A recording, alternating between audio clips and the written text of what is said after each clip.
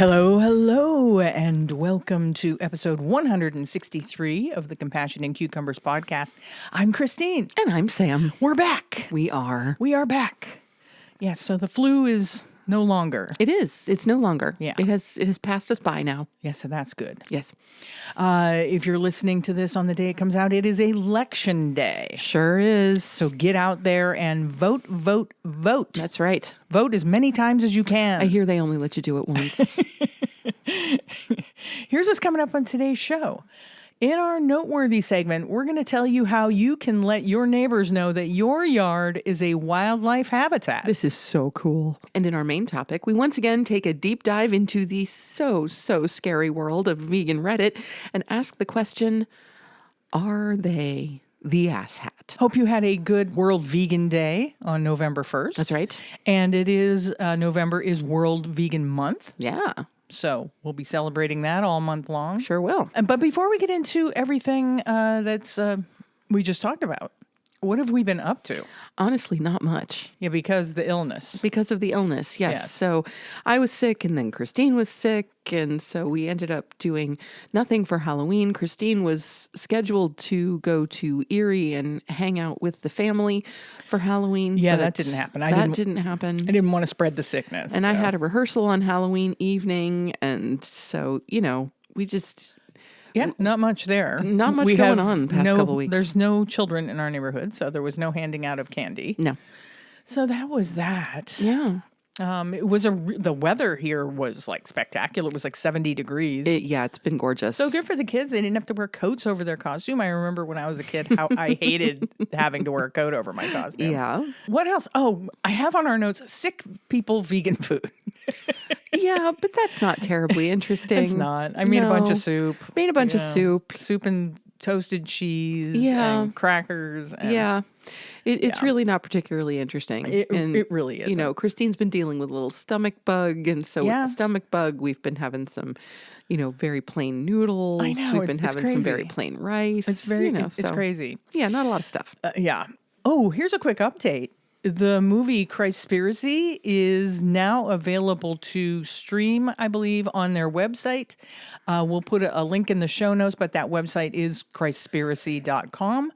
I haven't looked to see if there's a fee for that. I have a feeling it might be like a one-time rental fee or something to stream it or download it. So that's good news. In other news, I wanted to just give you a little bit of a note about our weekly newsletter that we send out through your email if you signed up for our newsletter. For some reason, our newsletter, I think, has been dumped into people's junk folders. So if you subscribe to our newsletter and feel like you haven't been getting it, it goes out every Tuesday morning. If you haven't been receiving our emails, check your junk folder and make sure you move them into your inbox so that you continue to get those. If you would like to sign up for our weekly newsletter, you can subscribe to that at compassionandcucumbers.com. It's right on the front page of our website. We have a recipe this week. Yes, we do. And this was actually a recipe from about 2 weeks ago. Well, because time. And sickness. Yes. Yeah. So here is this week's recipe from our vegan kitchen.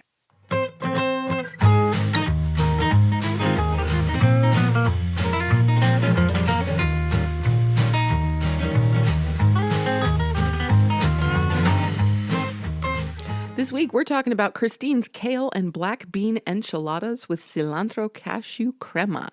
Yeah, and I think we mentioned a couple of episodes back that the kale and black bean enchilada was inspired by something that we got in a Blue Apron box. Yep. It was a recipe that we got in a Blue Apron box, and I've made some tweaks to it and kind of made it my own. And we have this, usually when the weather gets a little colder, it's a nice warming meal. Oh, absolutely. And for the first time, I made this cilantro cashew crema, which I developed this recipe, just, winged it. And it turned out really well. So this, again, is a twofer. It's a twofer, and I will have both of those recipes up on our Patreon for our Patreon community by the end of the week. Sounds good. Yeah, you can join our Patreon if you want to get all the recipes that are up there. So that brings us to our noteworthy segment. Thanks to our good friend, Jacqueline Capello, we found out recently that you can get a sign from the National Wildlife Federation to designate your property as a wildlife refuge. Yeah. This is, I think, maybe the coolest thing I have seen in a long time. Yeah, it's a great thing. So if you're like us, you prefer to mow infrequently, you leave your leaves, and you let certain areas of your yard get a little wild. And what this does is it provides nesting, resting, eating, food storage, and shelter areas for local wildlife. Everything from insects to small amphibians to birds to, of course, the mammals that roam through. We live directly across from a wooded area, so we will frequently see raccoons, deer, bunnies, of course, chipmunks and squirrels like crazy. Turkey. Yeah. Every now and again, the odd coyote. Yeah. So leaving our yard a bit wilder is actually a good thing for those animals. Yeah. Yeah. And you can let others know that you're providing habitat for the animals with this very special sign.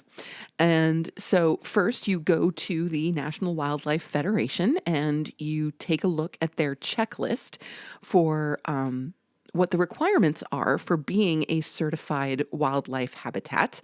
And you make sure that you're meeting the requirements. And then from there, you can go ahead and go through the process of getting certified. And then you can get this lovely sign that you can post in your yard that tells your neighbors and your visitors that your yard is a habitat for all of the lovely wild things out there. Yeah, and we will be getting our sign. That'll be great. We already have a sign in our yard that says we leave our leaves. Right. Because we are surrounded by people who incessantly mow and rake and blow. Oh my gosh. We are talking about people who seriously try to keep their yards at golf course level. I know. It's ridiculous. It's insane. Yeah. It is. It's really insane. And it makes me so mad. And I'll look out there and I'll be like, the leaves aren't breaking into your house and stealing your things. They really aren't. You do not need to rid your lawn of every single fallen leaf. Right. You know? Yeah. But alas, this is a good way to let people know that you're not just, shirking your neighborly duties. There are reasons why you don't mow as frequently as they do. Absolutely. And you don't rake everything up the way that they do. That's right. And so this sign will, provide a little information for them that you are trying to create a sanctuary for the wildlife in your area. Yeah.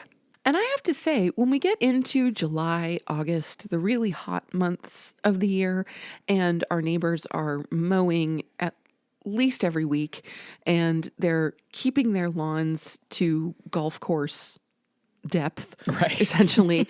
I actually really prefer the fact that our lawn looks green and more lush because we don't mow it as frequently. Their yards get burnt out and brown, and so I don't understand that aesthetic. Like, our yard is brown, but by golly, it's short.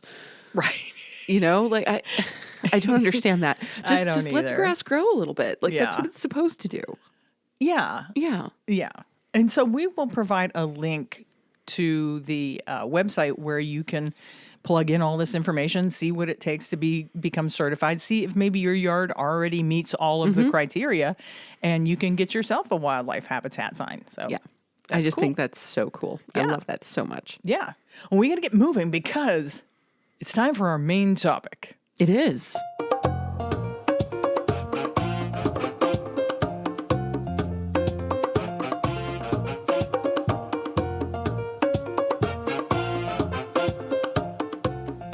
And this week's main topic, like we said before, is vegan Reddit. Am I the asshat? I do love these episodes. So let's just jump into our first Redditor here and see what we got. So our first one here comes from Jupiter Boru.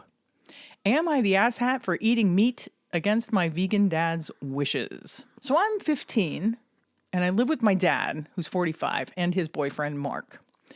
My mom died from cancer when I was 9. And then a year later, my dad came out as gay and started dating Mark. They've been together since, and I'm cool with it. I just want Dad to be happy. The issue is that since Dad got with Mark, he's become this hardcore vegan. like out of nowhere. We went from eating normal food to everything being plant-based. At first, I thought it was just going to be at home, but nope. Dad decided that I'm not allowed to eat anything that's not vegan, even when I'm not at home. He says it's about ethics and not supporting animal cruelty, which I get, but I don't see why I can't make my own choices when I am away from the house. So here's where I might have messed up. I stay with my aunt, my mom's sister, every other weekend. She's always been really chill and doesn't have all these crazy rules like Dad. A few weeks ago, I was at my aunt's place, and she asked if I wanted a burger for dinner. Dad wasn't there, so I figured, why not? I haven't had meat in forever, and I was really missing it. I ate the burger. It was amazing, honestly. I didn't think it was a big deal since I wasn't at home and Dad wasn't around. But then when Dad came to pick me up, my aunt mentioned it. She wasn't trying to cause drama. She just casually brought it up, and my dad lost it. He totally flipped out on my aunt, saying she was disrespecting him and his choices and that she shouldn't be feeding me stuff that goes against his rules. Then he turned on me, calling me ungrateful and saying I've betrayed him and everything that he's been trying to teach me. Since then, he's been giving me the silent treatment and hasn't talked to me at all. It's super awkward at home now. I feel like I was just making my own decision, especially since I wasn't even at home. But now I'm wondering if I should have respected his rules even when I'm not with him. I really don't want to hurt him, but this whole thing feels so unfair. Am I the asshat for eating meat at my aunt's place when my dad wasn't around? Should I have just stuck to his vegan rules even when I wasn't at home? I don't think the kid's an asshat at all. No, it doesn't seem like he was an asshat. He's 15. He made his own choice. That's right. He made his own choice. And I do think it important, for a teenager or, any underage person in a home, to respect the rules of the parents, of the adults, while they are in that house. Right. So if, dad says we're only eating vegan at home, then I think it is up to the kid to respect that. Absolutely. Yeah. Or if he feels that he can't, then to have a conversation with dad and, come to some kind of compromise. But I don't think that this young man should be tethered to dad's rules outside of the house. For example, if he's out with friends and he's using his own money and they go out for McDonald's or Burger King or whatever, he should be able to eat what he wants. And if the aunt is not vegan, which it appears that she is not, and the boy is with her, then I don't see a problem there either. He's not a young child. He's 15. He has some free will. And so I think he was just making a decision for himself, and I don't find it disrespectful. Yeah, no, I don't find it disrespectful. We agree he shouldn't be eating meat. That's a no-brainer. But I do feel like I understand where the dad is coming from. I think the dad is disappointed in his son, especially since the dad, it seems to be an ethical vegan. Yes. And probably has had conversations with his son about his reasons for being vegan, and all of the unethical things that happen to animals in the agriculture industry. Certainly. And I think the dad kind of overreacted based on his disappointment that his son, knowing all that information, can still consume animals. Sure, absolutely. And I get that disappointment. Yeah. I mean, I can see where the dad is coming from in that way, but I think you do still have to recognize that, a 15-year-old has a right to make their own choices. Exactly. And you might not always agree with those choices. Yeah, especially when he's outside of the home. That's right. I mean, if this had happened in the home, I can understand a little bit more the dad's, silent treatment and all that. Certainly. Which that's not going to get him anywhere. He No, needs it's to not. sit down and have a conversation Yeah. about it. Yeah. If he's disappointed or feels betrayed, he needs to sit down and talk those things out with his son. Mm-hmm. And then maybe his son can say, that's great, but when I'm out of the house, Dad, I need to be able to make my own decisions. That's right. I'm 3 years away from being what is considered an adult at 18. And at that point, I can leave your house and I can do whatever I want. So That's right. when I'm out of the house, you need to let me have, like Sam said, my own free will. Mm-hmm. So. Yeah, because I think honestly, being angry and giving him the silent treatment, that's only going to push him further away from being vegan. If he's turning himself into someone who is, unreasonable and inflexible and, angry, that's not going to help the situation. Not at all. So, yeah, we both agree there. Not an asshat. No. What is our next scenario? Our next scenario asks, am I the asshat for pretending to be a vegan and sneaking meat behind my boyfriend's back? Yes. Moving on. No. Well, but as you always say, let's see let's take a look. Let's put it to the test. So I, a 19-year-old male, moved from Mississippi to New York for school. I met my boyfriend, Scott, also a 19-year-old male, as my roommate when I started. He was raised vegan, and he's all about animal rights and all of that. Problem was, I come from farming and hunting folk, and he didn't really like that. We got to know each other, and I liked him a lot, so I told him I'd give the vegan thing a try, and we've been dating since then. I did actually try for about 2 months, but I couldn't do it. I never felt properly full, and I was tired and fatigued all the time. I also felt kind of sick sometimes. I started secretly eating meat again, and especially when I went home, and I'd satisfy my cravings to the fullest. I went home over the weekend, and Scott decided he wanted to meet my family and come with me. Everything was fine, and everyone was on their best behavior until I got into some stupid argument with my brother, and he decided to say, at least I'm not a derogatory word for female genitalia, who can't tell his boyfriend he's not really vegan and sneaking burgers. Scott went really red and just went outside. On the ride home, he was quiet. When we got back to campus, I tried to explain. He just got mad and called me a shameless liar and that he couldn't trust me. He goes on about how I clearly don't share his values like he thought. I told him that wasn't fair, and he told me it's not fair that I was lying to him the whole time. Am I the asshat? I would say yes. You are being an asshat by completely lying to your boyfriend about about your veganism. I mean, why not just say, look, I can't go vegan. And at that point, what's his name? Scott. Mm-hmm. And if that point Scott wants to walk away and say, well, then, I can't really have a relationship with you because it's our ethics just clash too much. Yeah. Then, at least Scott would have had that time to make an informed opinion about it. And you would have had the benefit of at least being honest with him. Yeah. And not hiding the fact that you were eating animals behind his back. Right. Especially when you're in a partnership, you don't want to be in a place where you're lying to each other for any reason. But if we're talking about something that is so much part of the core of who Scott is, being an ethical vegan, that's really important, that everyone's on the same page. And it may be possible that Scott would say, oh, okay, I understand. We'll work on it slowly. Maybe you don't go cold tofurkey. Right. Maybe we do this gradually. Yeah. And, that kind of a thing. Maybe there was a compromise to be made somewhere. Right. But the out and out lying and the sneaking animal products behind your significant other's back, that's asshattery. Yeah. For sure. Is. Yeah.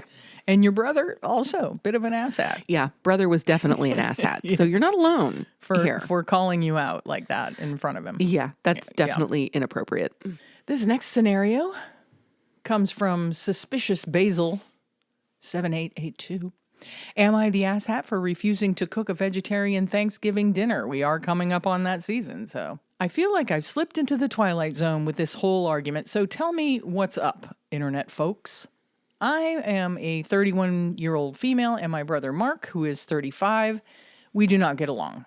When he was a teen, he saw a documentary on factory farming and decided to become a vegetarian. He got very, very annoying about it quickly, But my dad shut him down when he started to try to get the rest of us to be vegetarian with him. Then he went to college. He made a bunch of very strange friends and went militantly vegan. It's his entire personality. I stopped talking to him after he threw a fit about one of my birthday dinners being at a steakhouse and spammed my messages and social media with pictures of abused cows. My parents have been trying to repair the situation, and for a while it did seem like Mark was getting better, so I've been letting him back into contact gradually. Then he started dating Pam, who is some kind of vegan influencer. She is apparently moderately popular online, but I have no idea what exactly what she does. I don't know if Mark was trying to impress her or what, but last Thanksgiving, he insisted that Mom cook at least a vegetarian meal or they wouldn't come on ethical grounds. My mom just wanted everyone to get along on her favorite holiday, so she agreed. It was not a fun meal. This year, my parents have downsized for retirement and my mom is having health problems. I bought their house when they moved, so my mom asked me to host Thanksgiving so it would be like usual. I told everyone in the group chat so Mark and Pam could make travel arrangements, and Pam immediately started gushing about all the vegan replacement recipes she could give me to replace the traditional ones. I said to send me a main dish recipe they like, and I would give it a shot, but I'm making the traditional meal otherwise, and there should still be plenty of things they can eat. Mark and Pam have been arguing about this with me for days. Then Mark said that if I wouldn't make a meat-free meal, they wouldn't come. This upset my mom, who asked me to just make what she made last year to keep the peace. But I told her that Mark needs to get over himself, and I'm not coddling him. I'm having turkey on Thanksgiving. My dad privately agrees with me, but Mark threatened not to come, and it's upsetting my mom so much that he's worried it will impact her health. There's a not big, but also not zero chance that these might be some of the last family holidays we have with her. My mom thinks I'm putting turkey over my own family, and I'm not so sure anymore. Am I the asshat? No, I don't think so. I mean, it's her prerogative if she wants to make the traditional animal is included Thanksgiving meal, and it is their prerogative to not show up. That's right. If they, like she said, they feel like she's putting the turkey before her family, and she feels like they're putting their veganism before the family. Right. So there needs to be some sort of give and take here. Again, right? Let's find a middle ground. Yeah. So, for example, we spend Thanksgiving with Christine's family, and in our little group of 6, we are 50-50, vegan, non-vegan. It's 3 and 3. So we're not going to demand that Christine's sister Linda not make a turkey. Yeah. Well, I would wish that she didn't. Well, of course. But I'm not going. It's her house, and she can make whatever meal she wants. That's right. But at the same time, we're going to bring like a main dish. We're going to bring a Gardein roast that we can have, and we're going to contribute to the sides. And I will say that I believe the turkey is the only thing on the table that isn't vegan. That's correct. All of the sides, from the stuffing to the mashed potatoes to the vegetables to the green bean casserole, is vegan. It's just that there is a turkey. Yeah. And so I really feel like this family should be able to come to some kind of similar compromise. Right. Yes, we wish there wasn't a turkey on the table. Right. But I'm also not going to not see my family. That's right. Because of it. Yes, I agree with that. You know. Yep. So no, I don't think this woman is being an asshat. No, I don't either. I don't really appreciate her opinion of her brother's veganism. I don't really appreciate her attitude towards his veganism. I agree. But yes. But I wouldn't say she's a full-on asshat. No. And again, it's her home. Yeah. She has the right to decide what to make for Thanksgiving dinner. Yeah. And if their mom is, really ill and it may be one of the last holidays they get to spend with her, they both need to put all of this stuff aside. And put their mother. Yeah.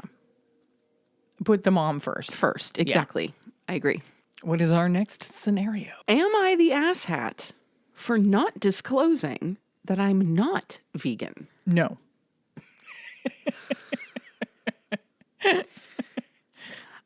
Wait, yes. Have you made up your mind? No, go ahead. Okay. I, a 26-year-old female, have been eating mainly plant-based food since I was 14, not because of ethics or because I wanted to be vegan, but because I am lactose intolerant and hate the taste, texture, and smell of meat.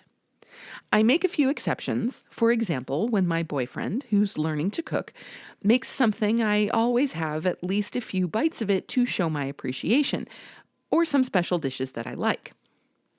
A few months ago, my coworker found my Instagram page where I post a lot of my vegan recipes, post pictures of vegan food I buy, restaurants I like, etc. She invited me to a local vegan and vegetarian Discord community where people started calling me Vegan Mama because I constantly try to give advice on how to cook certain things or adapt recipes.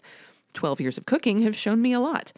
I never claimed to be vegan, but people assumed, and I didn't care enough to correct them since explaining it over and over gets annoying quick. I recently celebrated my birthday, and my mother made a dish I ate a lot as a child, which contains meat. It was the only thing with meat that I would eat when I was younger. I posted a big picture carousel, and one of the pictures was me absolutely devouring this specific dish. The caption was just a big text explaining how I was happy to see my family and friends and how glad I was that we can all share big meals like this. It didn't contain any recipes. One of the people from the server then sent me a private message asking for the recipe to that specific dish and saying how it looked great and they wanted to try it. I asked my mother for the recipe and typed it. I clarified that it wasn't vegan and how they could substitute certain parts to make it vegan. She left me on read, and half an hour later, I got a notification from my coworker to check Discord ASAP. The person who asked me for the recipe screenshotted my message and picture and sent those screenshots along with a big text about how I wasn't vegan and had basically betrayed them. My coworker and a lot of people thought they were lying, so I clarified that while I eat vegan 99.99% of the time, I don't self-identify as one, and make exceptions for special things like that. A lot of people understood, but others claimed I had been lying and didn't belong in the community. One of those people was my coworker. She has since started spreading the word around work. Most of our coworkers couldn't care less, but it's become annoying having to explain my situation over and over because people think she's lying. I understand that it was kind of crappy not clarifying, but I eat mostly plant-based and only talked about vegan vegetarian food in the Discord. So, am I the asshat because I didn't clarify I'm not a vegan after joining a vegetarian and vegan Discord? No. And she doesn't clarify, but it seems like she didn't make that post of the meal with meat in it on that Discord. Right. If she had done that, then yes, you're an asshat because that is a vegetarian Discord group. And you don't want to do that. I see people do that in vegan groups on Facebook, and it does not go over well. Right.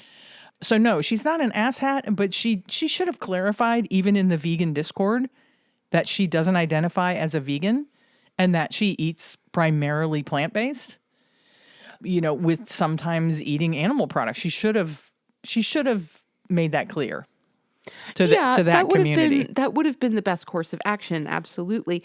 But I understand how she would have felt in a social media context, like she would have to explain herself all the time in that kind of way. Like the assumption was so close to the truth that she just didn't think twice about it. Yeah. And I can understand that.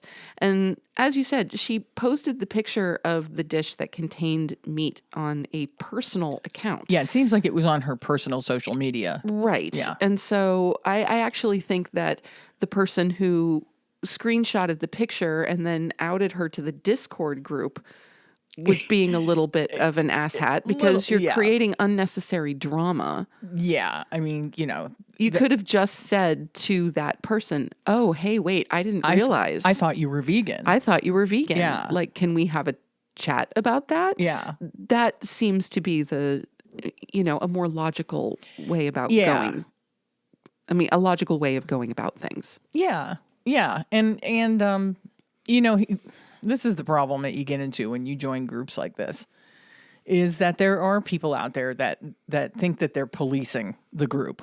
Right. There's some keyboard warriors out there that think they Keyboard know, warriors. yeah, they know what's right, and they're always right, and they want to create drama, Right. in those groups. So that's why I think if you're in a group like that and you're not vegan, make it blatantly clear right from the get-go. Hey, thanks for letting me join this group. I am not vegan, but I eat primarily plant-based, so I thought I would share some recipes on here. Yeah. That would have cleared the whole thing up. Yeah, it really would have. But she let it go on. They were calling her vegan mama and all this other stuff. Right, but at that point, she should have said, "Wait, I'm not vegan." Yes, that would have been wise. Yeah. That would have been wise. Yeah. But I still don't think that she was an asshat No. in this situation. No, I don't think so either. And I think the people that were creating drama over it are kind of asshats because, aren't there better things that you can do with your time than create drama over a non-vegan recipe on someone's personal social media? Absolutely. Yes. Yeah. There are bigger problems that you could be dealing with your time.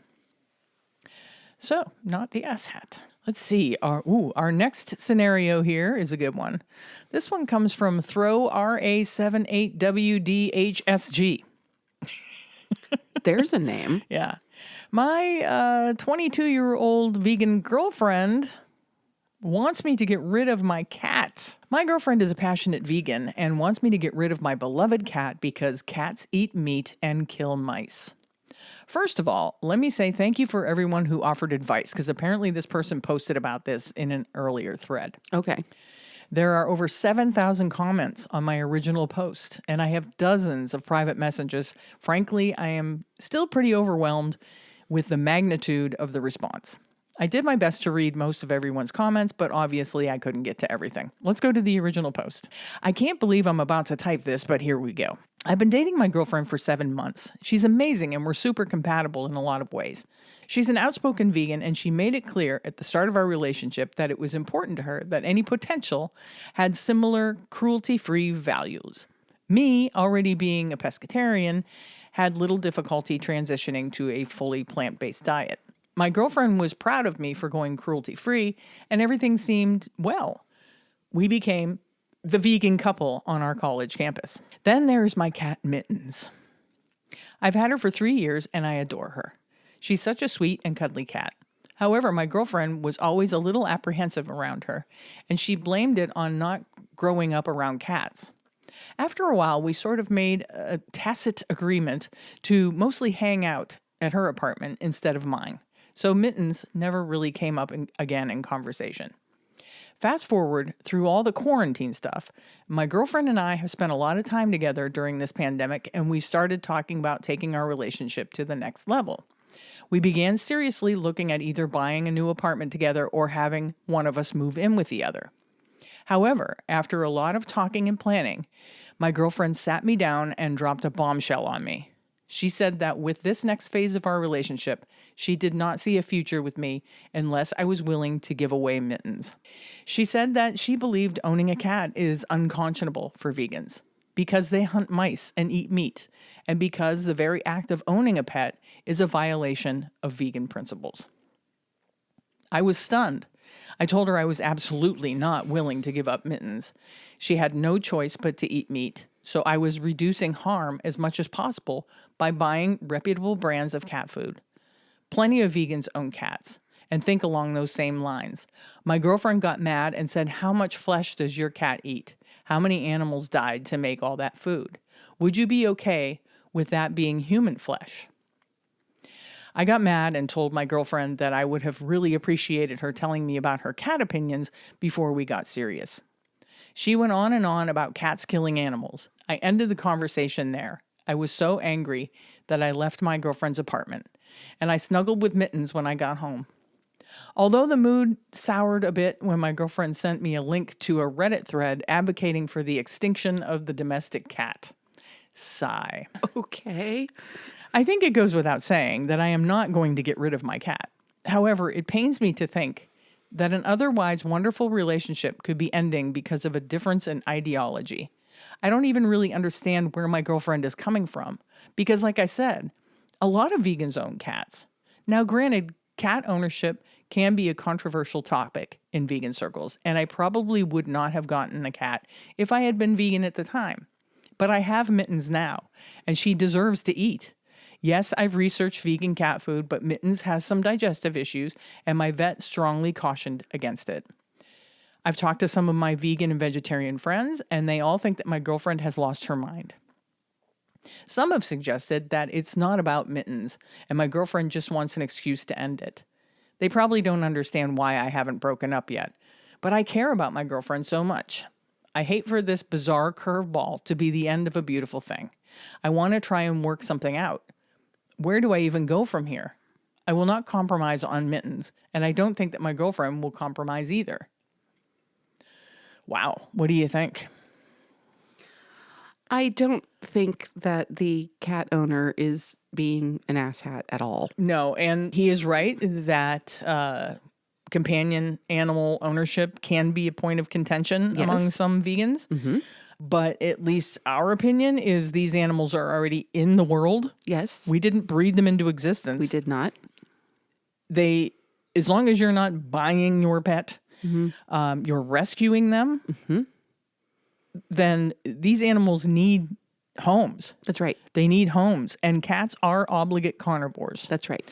I also do not appreciate that we have to feed our cats animal products. I don't like it either. But they're obligate carnivores, and I want what's best for them. That's right. Cats are obligate carnivores, and while we don't feel good about having to give them animal products, and I know there are vegan cat foods out there. We tried some vegan cat food for a while, and they did not take to it. They did not like it. And like this gentleman here, Carl, our one cat, also has a very sensitive digestive system.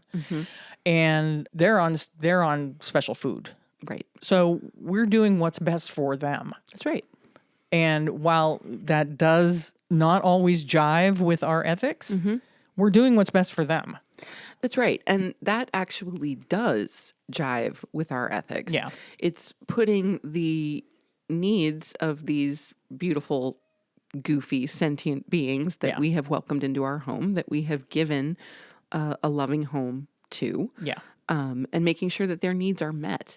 And this is a good time maybe to remember that the definition of veganism, or at least the mission statement of veganism, if you go by the Vegan Society, is to reduce or eliminate, as far as is practicably possible, the use of animals as food, entertainment, clothing, etc. Right.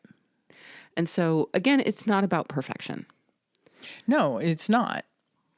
And like I said, these animals, they exist already in the world.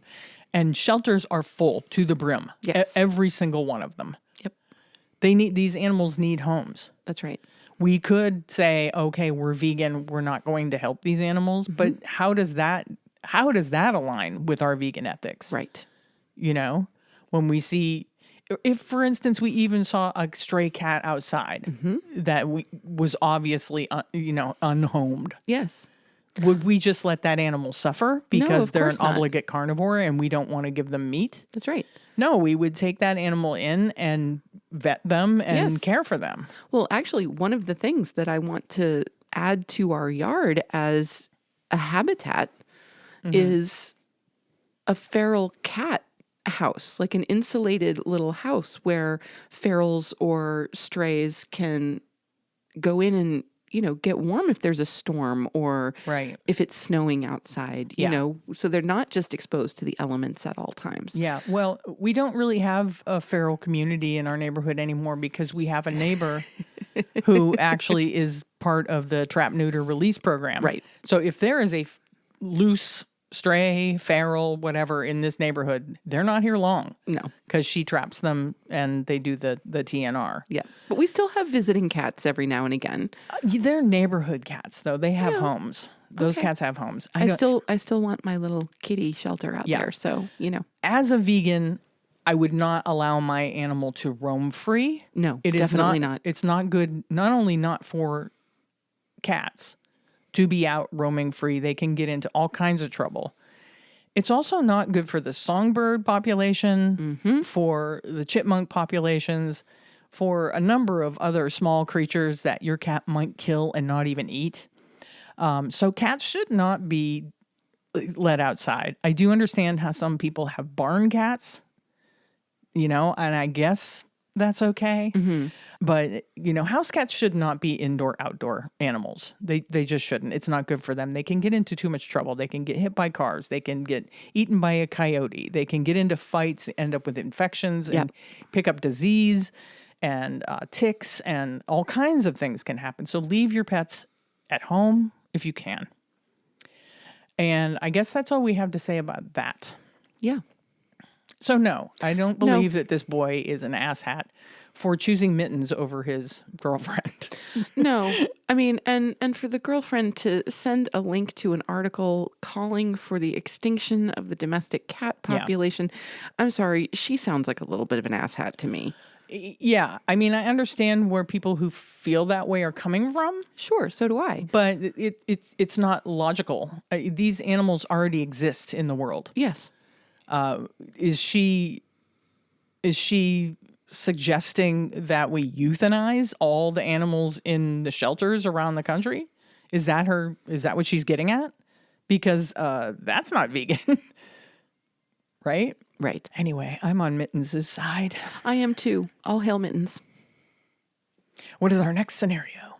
Next, we ask, am I the asshat for telling my vegan friend who doesn't drink I'm tired of catering to her choices? I'm a 50-year-old female. My friend Lauren, who's a 46-year-old female, is a vegan who doesn't drink. That's awesome, and I have no issue with that.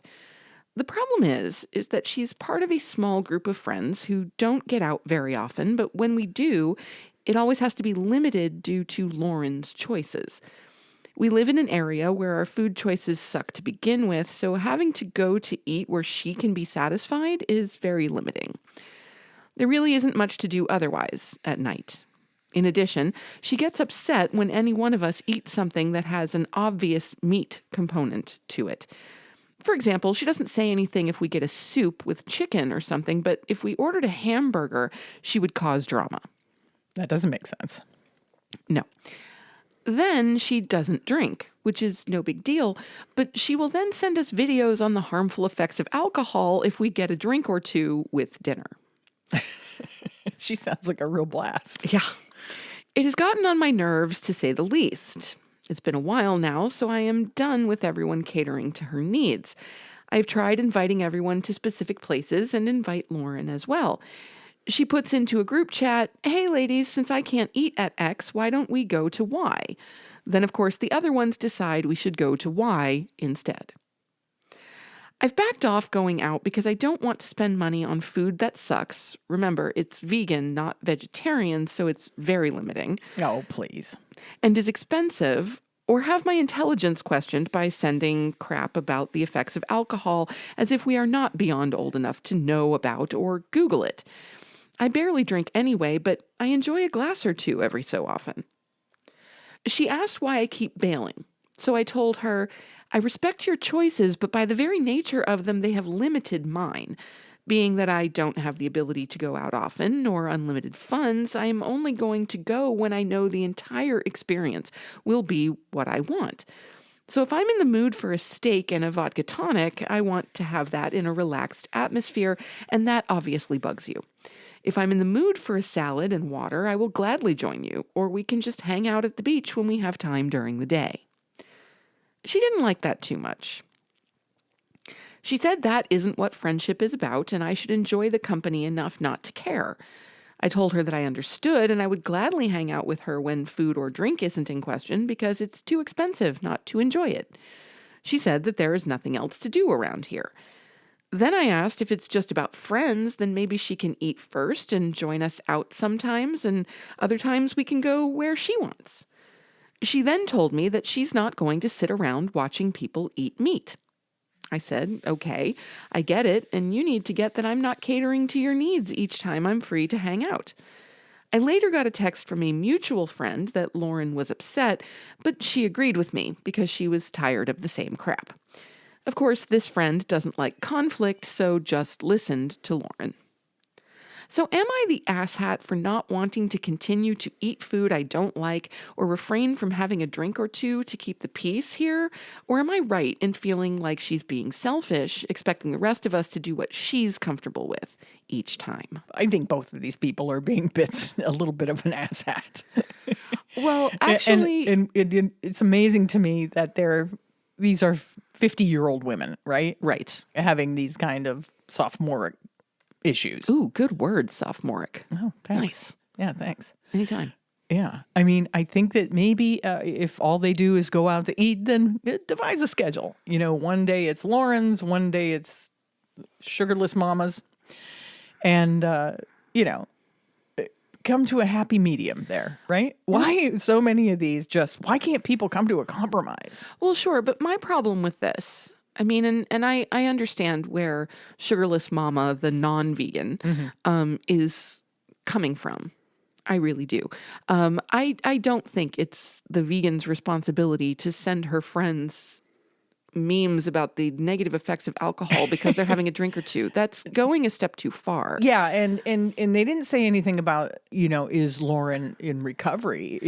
Right. Or is she just decided she doesn't like to drink because it's unhealthy? Right.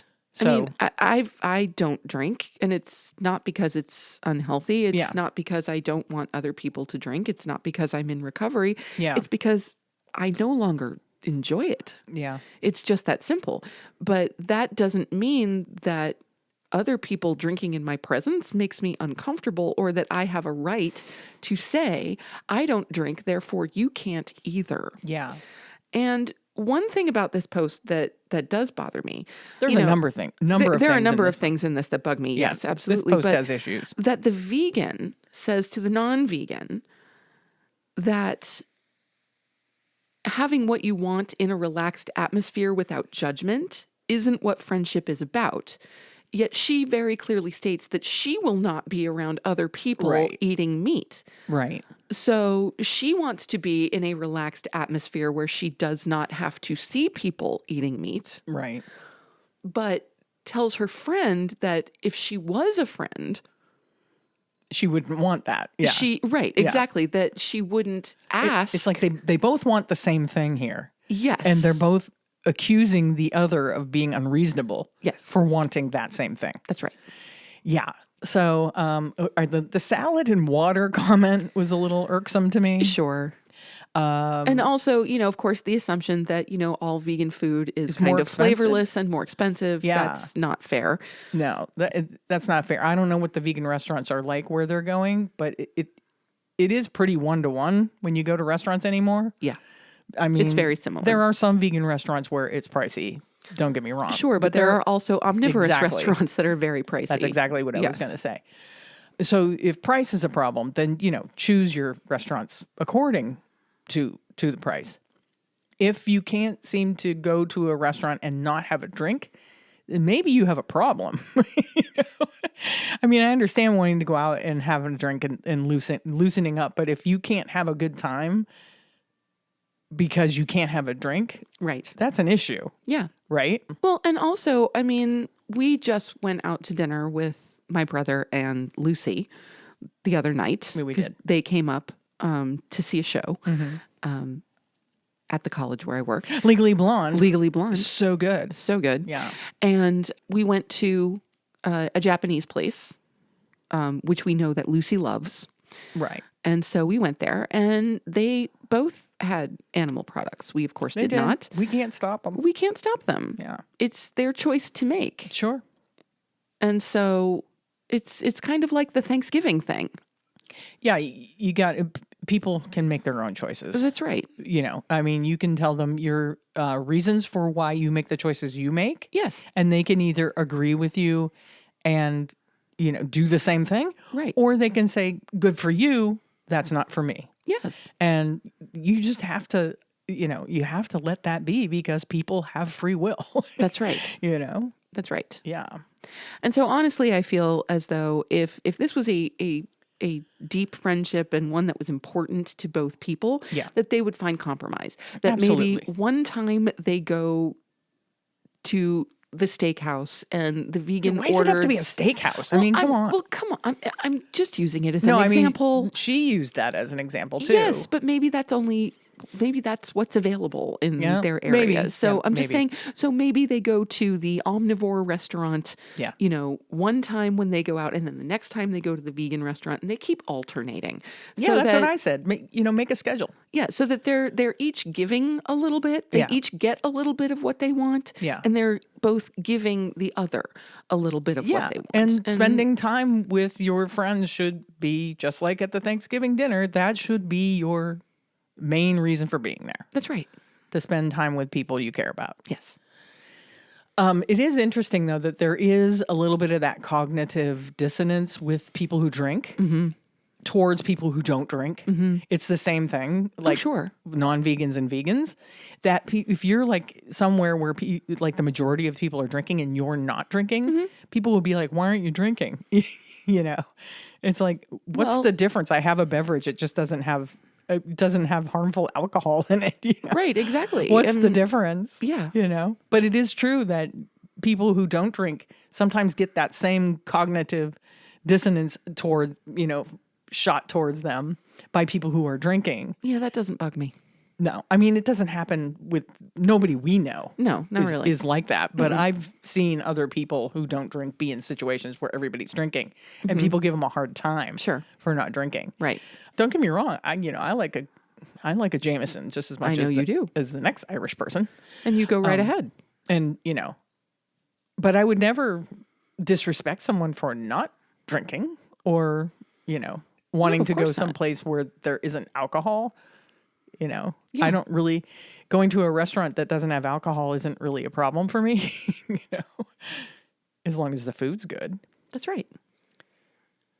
And yeah, so make a compromise there, sugarless mama. Yeah, so I think about a half a cheek on both sides of this one. Yeah, and these women are old enough to know better. I agree. Let's just do one more, because we are like 58 minutes in already, and we still have other things to get to. We'll save some of these other ones for a future show. Okay, this next scenario comes to us from Ginger Fairy 16. Nice name. I like that. Yes. Hi, all. I am 16 and my sister is 17. 3 weeks ago, she met, supposedly fell in love with, and started dating a vegan guy she met at school. At first, it was just her that changed. She went from essentially just tolerating our dog and turtle to all about them, according to her Insta. Her room went from chic fashion to save the animal posters. Then my dad wanted to meet him. Biggest mistake ever. She demanded that we all go vegan. My parents went along with it, and I did so grudgingly because, hey, it's food. I also had this stupid notion that it would only be while he was over. It wasn't. She threw a temper tantrum the next morning, finding out that I had a bowl of cereal with real milk. And I'm talking temper tantrum, saying how we never support her and how she's going to be alone forever. I told her to grow the F up. Mom, to appease her, went through the entire kitchen and got rid of anything that wasn't vegan. Mom and I got into it, and she told me that since she buys the food, she decides what's in the house. I work part-time, and I got paid today. I actually made a meal plan and a budget, and I went and bought food for just me. Not much, but enough so dinners won't completely suck. Sis gets home from practice and loses it because I'm making a grilled cheese and bacon sandwich, saying that I don't love her or support her. I told her that just because she's changing her life for a guy doesn't mean that I have to, and if it means I don't support her, then so be it. I don't want to be supportive of a dumb person who decides to change her whole identity because of a guy. This is so 16-year-old. Yes, it is. I am grounded, and Mom decided... That's funny. I am grounded, and Mom decided to throw away the food I'd purchased, though she did reimburse me.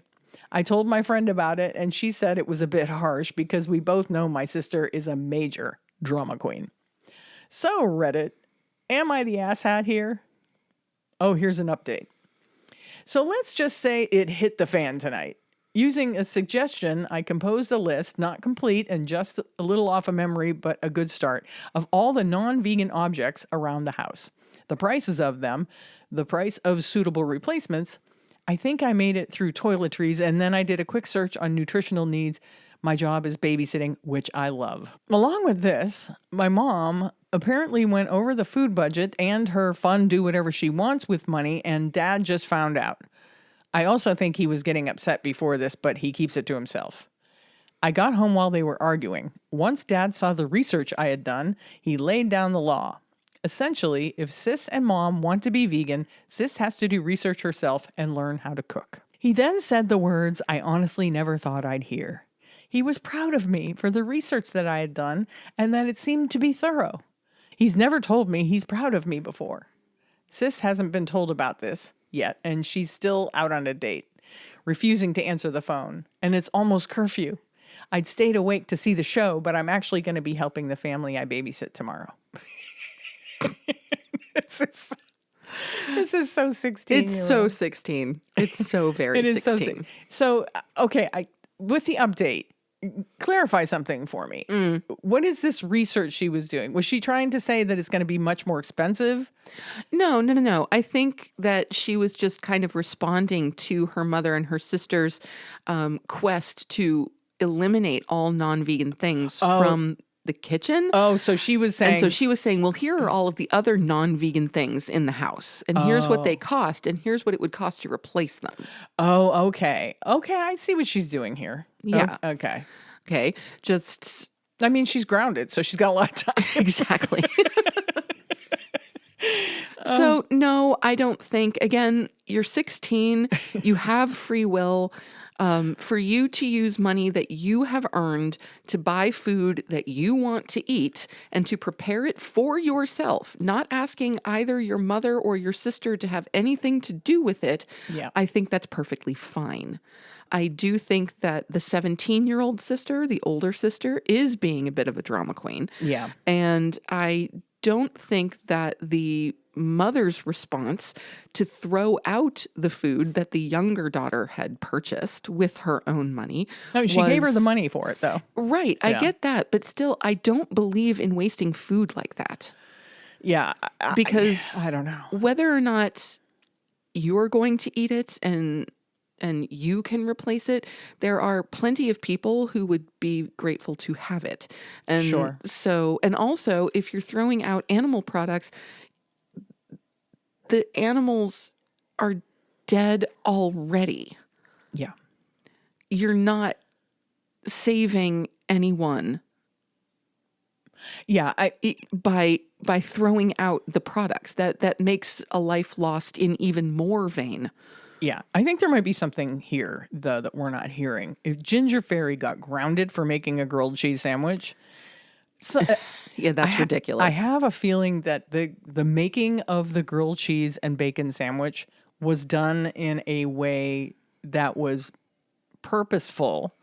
You know, she was purposefully trying to get under her sister's skin. We don't know that. Why else would she be grounded? I don't know. We have no idea of the circumstances. Yeah, Mom is not going to ground her for making a sandwich. Well, why did Mom immediately favor one daughter over the other and decide that because her 17-year-old is dating a guy who's vegan and suddenly says, we have to make everything vegan, and Mom throws all the non-vegan food out? Like, I'm sorry. Yeah, we're missing that something doesn't here. seem right either. Yeah, we're missing something. So in this scenario. I think you're right that there's a piece of the puzzle missing, and that being grounded for making a sandwich definitely seems extreme. Yeah. But I still don't think that the 16-year-old is actually being an asshat. No, she's being a 16-year-old. She's being a 16-year-old, and there is a difference. She's being a 16-year-old with a sister who is 1 year older than her. And I know how my sister and I fought when we were teenagers. And, you know, that's a lot for a mom to deal with. Sure. So, I can understand the grounding. Yeah, it just seems like everything is incredibly reactionary. Yeah. You know, 17-year-old comes home with a vegan boyfriend. Mom says, ooh, okay, we all have to be vegan now. We're all vegan now. And then, you know, younger sister says, well, okay, but I have my own money. I'm going to buy some of my own food. Right. because I don't want to go isn't vegan. problematic. Right. I think that's fine. And then she's grounded for it. Like There's some stuff missing. yeah, yeah. It's just a strange situation. There is definitely stuff missing out of that scenario. But anyway, no, you're not. Based on what the information we have, our opinion is you are not an asshat. But, you know, you're a 16-year-old and, you know, let other people make their own choices and don't make toasted cheese sandwiches in a vindictive way. Well, I'm still not convinced that she did. You're making that assumption because you're a younger sister. Well, I'm making and that that you would have made the grilled cheese sandwich in a vindictive way under the circumstances. I'm making that assumption because she became grounded shortly after making the sandwich. I can't make that assumption because, again, I think the mom went too far when the daughter comes home and says, I've got a boyfriend, he's vegan, so we all have to be vegan. Yeah. Who knows? No. Yeah. I'm not there. Yeah. Who knows, Andy? I don't know. So that's it. We're going to save the rest of those for a future episode. Sounds good. Because we're already an hour in. We got other things to talk about. Okay, then. Mainly, this week's assignment restaurant, SOS.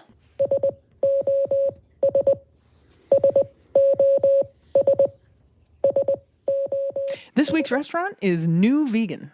Debbie Berlin nominated New Vegan, which is located at 8150 Baltimore Avenue, College Park, Maryland. Their mission is to become the motivating force that sparks a movement toward global awareness by redefining the perception of vegan cuisine. That is a mission. It is. I like it. Now let's look. And I know that this restaurant has a couple of different locations. I think they have 3 different locations in Maryland. I believe it's the Baltimore area. Mm-hmm. But let's take a look at this particular location. Okay, this is vegan comfort food all over the place. Is it? Oh, yeah. Let's see. What do we got? Oh, yeah, we got vegan chicken drumsticks. We've got vegan crab cakes, vegan lasagna. Barbecue tofu, ginger spiced tofu. Oh, they do a vegan fried fish. Which I've never tried. I think I would actually like to try something like that sometime. Yeah, I wish it gave a little more information. Like, what is it made out of or whatnot. Right. But then there's a crab cake sandwich, a vegan steak and cheese, a vegan fish sandwich, a vegan cheeseburger, mac and cheese, sweet potatoes, fries, collard greens. So yeah, we're really looking at some nice vegan comfort food here. Yeah, there's some good looking vegan food here, and it is all pretty reasonably priced too. Very reasonably priced actually. Which is good to see. Vegan fish sandwich, of course, French fries. Oh, they have a side of collard greens. Mm-hmm. Sweet potatoes. Did you already talk about that? I did. I wasn't listening. I know. I was looking at food. Mm-hmm. Ooh, look at this. A side of Caribbean chickpeas. Ooh, that does look nice. Yeah. Sauteed cabbage. They have some really cool sides. Yep, they do. So it's not all just junk food. Ginger collards. A mushroom medley. Why can't I say that? A mushroom medley. It's a medley of mushrooms. Indeed it is. They have an okra and tomato side. Yeah, it all looks like good stuff. Yeah. So if you are in the College Park, Maryland area, we strongly recommend that you hit up New Vegan. Get out there and give them some support. Absolutely. Support your local vegan businesses as much as you can. And it's time for our favorite portion of the show. Must be listener shout out time. It's listener shout out. Just want to give a shout out to all my fans watching. I love you guys. I love you. This week's shout out goes to Maggie McBurney. We met Maggie in Syracuse a couple of weeks ago, and she told us that a friend recommended the show to her and that she's been listening ever since. Thank you for listening, Maggie. It was great meeting you. Yeah, thanks for listening, Maggie. And we love it when people do that. When people, get the word out. Yeah, word of mouth is great. Send us your t-shirt size and your address so that we can send you a Compassion and Cucumbers swag bag. You can either use our text link in the top of our show notes. Be sure to include your name. You can email us that information at compassionandcucumbers@gmail.com or hit us up on Instagram or Facebook. You can private message us on either one of those. And if any of you out there want a listener shout out, please text, email, or DM us. Let us know what you think of the show and tell us a little bit about yourself. You can also nominate someone else for a shout out. And you really don't want to forget that a shout out enters you into our Mies and Chef Knife giveaway, which is going to be happening just 4 short weeks from now. Yeah. First week of December, I think we're going to do that. Yep. And now it's time for our Vegan Org of the Week. This week's Vegan Org of the Week is Beagle Freedom Project. The Beagle Freedom Project's mission is educate, legislate, liberate. Beagle Freedom Project is the world's leading organization for rescuing and rehoming animals used in experimental research. Since 2010, we have liberated thousands of animals while working to end their abuse through education, advocacy, and legislation. Together, we are moving closer to a world without animal testing. That's a wonderful organization. And if you're not familiar with the fact that beagles are used for a ton of terrible animal testing, Yeah. it is because beagles are they're the sweetest. They're naturally docile, they're naturally friendly, they're Yeah. naturally trusting. Those are some of the major reasons that beagles are frequently used in animal testing. Yeah, and we did do a past episode on some beagle testing facility information, and it's terrible. It's horrific. Yeah, so Beagle Freedom Project is a wonderful organization. If you're looking for an organization to follow, to support, to donate to, check out their work. To learn more about their work, you can go to bfp.org. It's time to wrap this baby up. But before we go, don't forget to subscribe to the show on your favorite podcast app and subscribe to our YouTube. If you want, you can leave us a review and a rating so that we can reach more great people just like you. And with that, it's time to sign off. You have just listened to episode 163 of the Compassion and Cucumbers podcast, and there's nothing left to say but where cukes and compassion are always the fashion. On the podcast. Thanks, James. Have a great week, everyone. We'll talk to you next Tuesday. We love you. We really do. Bye-bye. The end.